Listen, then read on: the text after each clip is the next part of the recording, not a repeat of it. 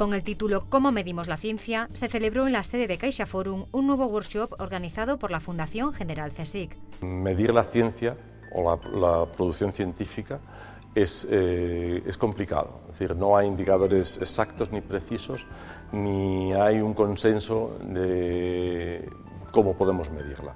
Y eso fue una de las razones, en parte, que nos promovió a organizar este workshop de cómo medimos la ciencia. No como un workshop donde enseñar o decidir o definir cómo se debe medir la ciencia, sino aprender de las experiencias de todos y del debate cómo podemos abordar este problema de medición de la ciencia. Esto es lo que intentamos poner en evidencia en este workshop, que medir es esencial, que existen unos indicadores para poder medir, pero que no puedes sujetar todas tus decisiones a un solo indicador, ni tan siquiera un conjunto de indicadores, sino que hay que poner al final la inteligencia del ser humano.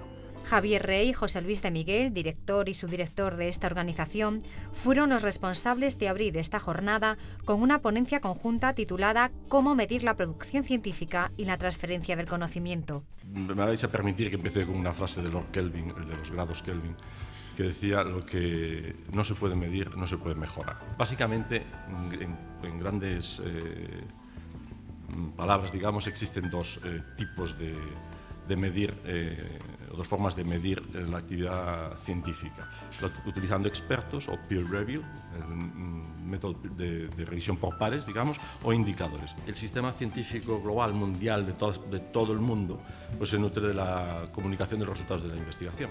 Un investigador le pagan para que haga investigación, genere conocimiento y luego ese conocimiento se puede transmitir a través de publicaciones, de divulgación, más abierta a toda la sociedad, de formación, o se puede transferir a los sectores productivos para que esa investigación tenga un cierto valor económico o social. A continuación llegó el turno de Ramón López de Mántaras, encargado de hablar de las singularidades del área de Computer Science. Y aquí la gran pregunta, que también ya se ha comentado antes, ¿no?, es si medir cantidad implica o no medir calidad.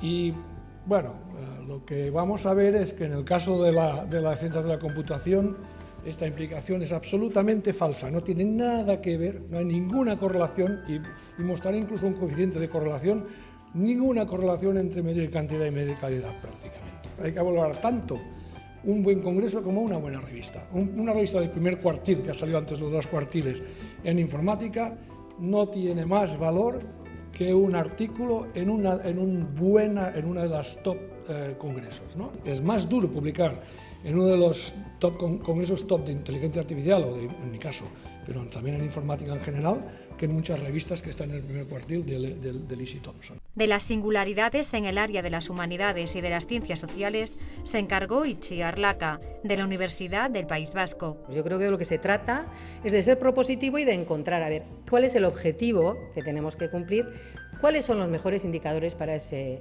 objetivo. En humanidades, por ejemplo, yo encuentro que humanidades está tremendamente desprestigiado en el mundo académico. Hay como una primera tendencia a pensar que humanidades es una cosa así, que claro, ¿cómo van a tener marcadores?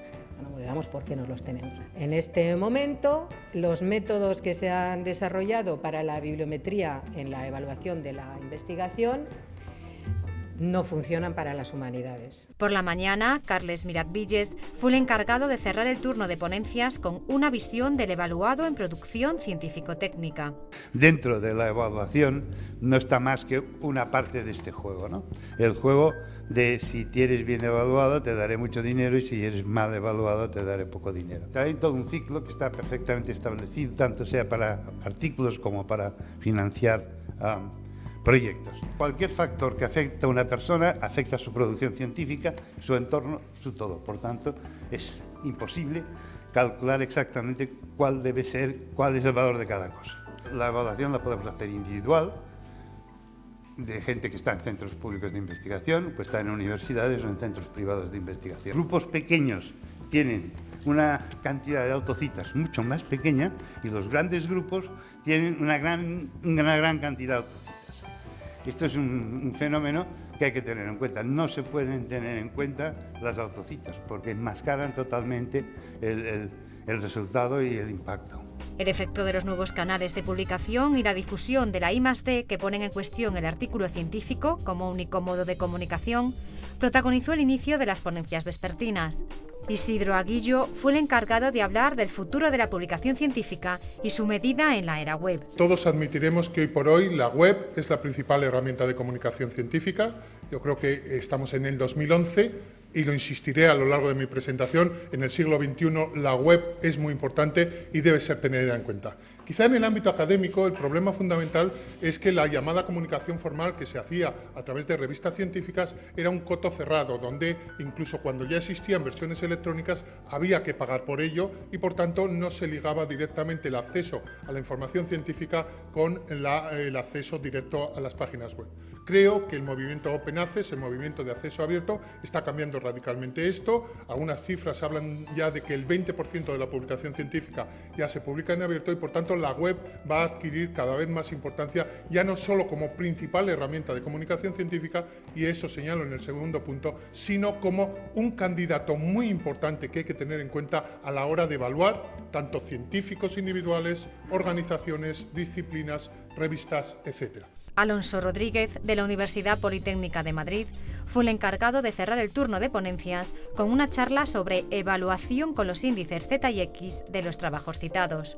Muchos expertos, entre los que me incluyo, nos asustamos porque normalmente tú consigues lo que tú mides. El progreso viene exclusivamente de los artículos revolucionarios.